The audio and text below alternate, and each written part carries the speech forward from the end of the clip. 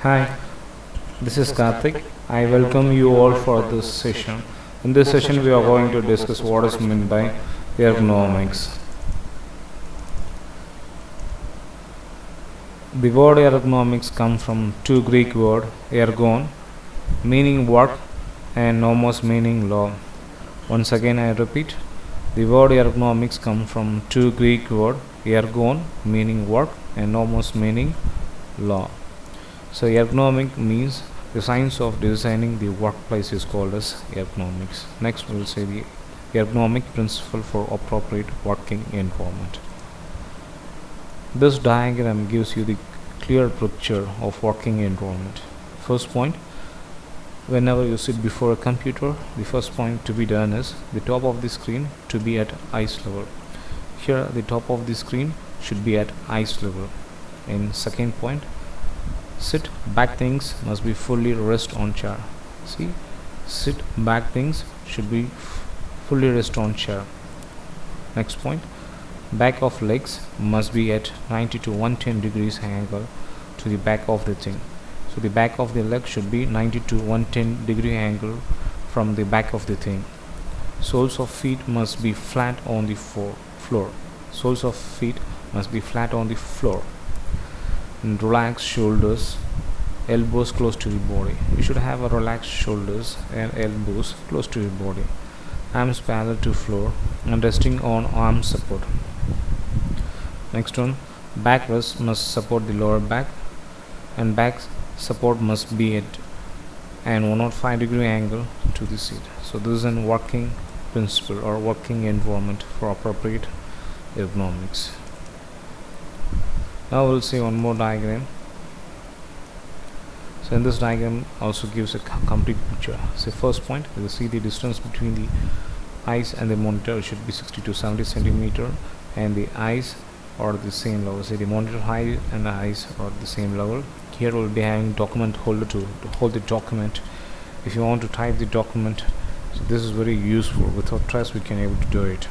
And while sit back, you should rest everything on the back. It should be minimum 110 to 105 degree. And you should rest your arms and you should be careful about rest your foot. It should be on flat. And this diagrams gives you complete features. See, the monitor should be tilted 10 to 20 inches, and the height should be the monitor eyes and the eyes should be the same. So distance between the monitor and the eye should be 20 to 28 inches.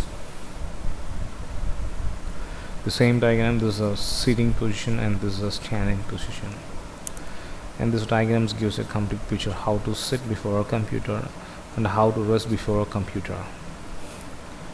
And see, whenever you're using my mouse, this is a right thing and this one is a wrong thing. Don't stretch your hands, be relaxed. Your elbows should be close to the body and your arms should rest on the table with an angle of 90 degree. So whenever you use the keyboard, this is the right thing, this is the way you want to use it. Don't try and this is a wrong way. And next we'll see sitting in front of the computer. First thing what you have to do when you sit before computer, adjust the height of the chair according to height of workstation. First you want to adjust the height of the chair according to the workstation and ensure that your hands are at 90 degree angles between arm and forearm. Ensure that your hands are at 90 degree between the arm and the forearm. Your feet should lay on the floor. And you should see the back you should sit back with an angle of 105 degree, which will reduce the pressure.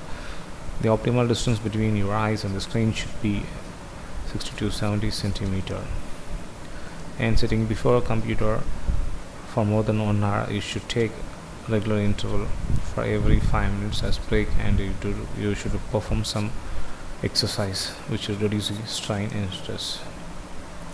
See here the computer and desk stretches.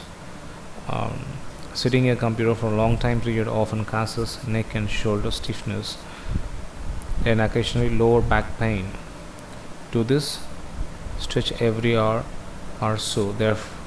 throughout the day or whenever you feel stiff. The photography of this and keep it in a drawer, and also be sure to get up and walk around the office whenever you think of it. So first, this stretch your body 10 to 20 seconds to time. The second one is a 10 to 15 seconds, and third one is 8 to 10 seconds each side, and 15 to 20 seconds, and fourth one is a 3 to 5 seconds 3 times, and 10 to 12 seconds each arm, and 10 seconds, and you can able to see is a 10 seconds, and 8 to 10 second each side, and 8 to 10 second each side, and this diagram 10 to 15 second 2 times, and shake your hand 8 to 10 seconds. Now we'll see what is a shareware. Shareware is basically try before you buy software. See, whenever if you want to buy a software, and before buying it you can use the software. If you are fully satisfied with the software, you can buy the software. The shareware is a software that is readily available to download online for a free trial version. At the end of the trial period, the user is bounded by electronic user license agreement EULA to either uninstall the software or pay for it to continue the usage. A shareware is a software which can be downloaded from a net, and in which we can able to use the software for a particular time period. After that, either you want to accept the license agreement and you want to pay it, or else you can able to uninstall it. This kind of softwares are called as shareware. And these are the example for shareware. Next comes freeware. So the freeware is a software which is free of charge, which can be downloaded from the internet. For example, Redard. So this is a commercial software which can be used for commercial purpose. If any ads, yes, the ads can be installed with the freeware softwares. So freeware software is a full free of cost software. The user can able to use it. So this is a freeware software example. For example, if you want to download any games on internet, yes, you can download it with a free of cost. This is a freeware. And next we'll see end user license agreement. Whenever you are purchasing a software, you'll be bounded by an agreement called as end user license agreement. The contract between the buyer and the seller is called as an end user license agreement. The end user license agreement is a legal contract between a software application author or publisher and the user of that application. The end user license agreement or software license agreement is a contract between the licensor and purchaser, establishing the purchaser right to use the software. Yes, the end user license agreement is nothing but a software contract between the purchaser, seller, and the purchaser. Next comes the data protection registration. See here, the work done by one person cannot be shared by others, or the loyalty should belongs to only one person. And simple thing is used to say copyrights. If I have done any work, that work belongs to me. If somebody has done some work, that work belongs to somebody. So if it is a criteria, we can call the criteria as data protection registration. If I done any work, that works belongs to me, that copyrights, we used to say data protection registration. The Data Protection Act 1998 is a United Kingdom Act of Parliament which defines UK laws on processing of data on identified living peoples. Yes, the peoples who are living can have their own Data Protection Act. The work done by any people belongs to that people. The woman has a Lowell degree number 37 by 2000 and online registration promulgating of copyrights and neighboring rights. So here in case of women, the degree number 37 by 2000 is a registration where we can able to claim all our copyrights.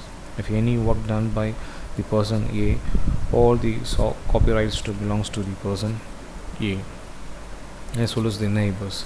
So the data can be protected using this data protection registration. So what are the works we can able to have this data protection registration? books. For example, if you buy any books, also the backside of the book you can able to see these protection, the copyrights. This copyrights belongs to Tata Magro Hill, and this copyrights belongs to XY. And computer programs, whenever you download any computer program from internet, you can able to see the author. The work belongs to that author, and any other written material they used to put prepared by, and oral works such as lecture, speech, and dramatic musics works, and all those things. It means that these kinds of works we can able to have the copyrights. Once I have the copyrights, I am the owner of the persons. Other cannot claim that work as their work. That is the main unit of data registration. Thank you for being with us.